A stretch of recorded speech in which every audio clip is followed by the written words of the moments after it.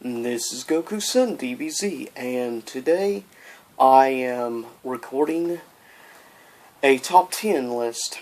This will be the top 10 Tim Burton movies. And this will be my own personal picks for top 10 Tim Burton movies. It will not be a neutral like most of my top 10s are, which is based on statistics. Now, this list means anything that Tim Burton has been producer or director on. Well, for most part, of course. Anyways, let's get this started. Coming in at number 10, maybe a movie that some people don't like, but I personally actually enjoy. Guilty pleasure, I guess. Like most people have their own guilty pleasures, and that is Tim Burton's take on Planet of the Apes. Coming in at number 9, I feel like maybe I shouldn't like, but sadly I ended up liking. And that is Tim Burton's take on Alice in Wonderland, of course. Starring Johnny Depp as none other than the Mad Hatter. I didn't like how they tried to add so much backstory and add additional stuff to the Mad Hatter, but you kind of expect it with Tim Burton being the director and also being good friends in real life with Johnny Depp. Coming in at number 8 is probably one of Tim Burton's best clay films, and that is Corpse Bride. Definitely probably one of his best done overall quality-wise and story-wise.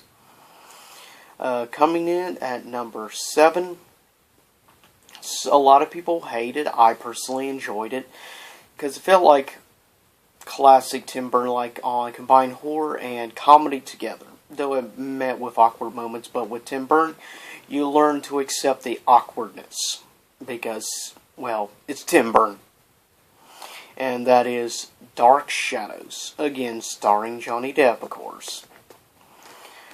Coming in at number 6 is a very interesting movie, I guess you could say. It had elements, of course, of musical, combined with live action and clay animation all. And that being James and the Giant Peach. I personally have always had a soft spot for James and the Giant Peach, ever since the first time I saw it in theaters back in the mid-90s. Some people, I'd say today it's probably considered a cult classic, but sadly it was not well received back in the 90s. Definitely came under a lot of criticism by, of course, movie critics. Coming in at number 5, Sleepy Hollow.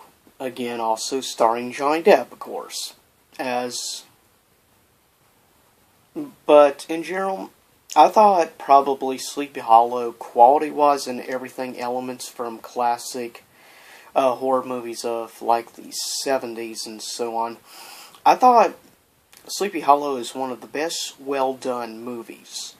Acting selection, solid cast, and quality, and in general, his take on Sleepy Hollow, I thought, is probably one of Tim Burton's definitely best pieces of art, of movies he's done, and definitely of remakes, perhaps the best remake he's done.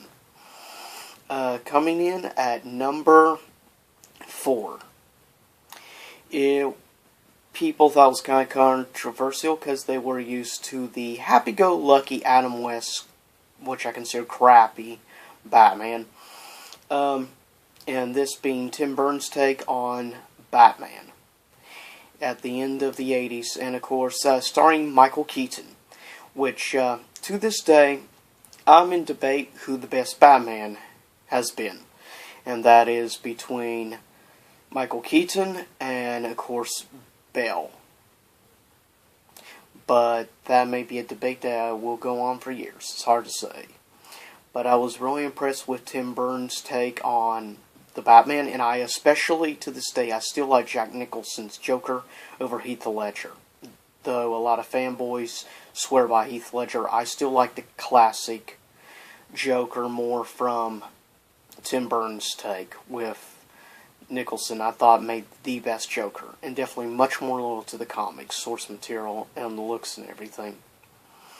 Coming in at number 3, probably my favorite clay animated movie of all time, and one of the best musicals of all time from Disney, and of course that is The Nightmare Before Christmas, which has definitely gained over the years probably one of the largest cult followings of any Tim Burton film, and is definitely received now very highly among critics. It's definitely now a Disney modern classic, and it really, I think, is the cornerstone for all clay animated movies.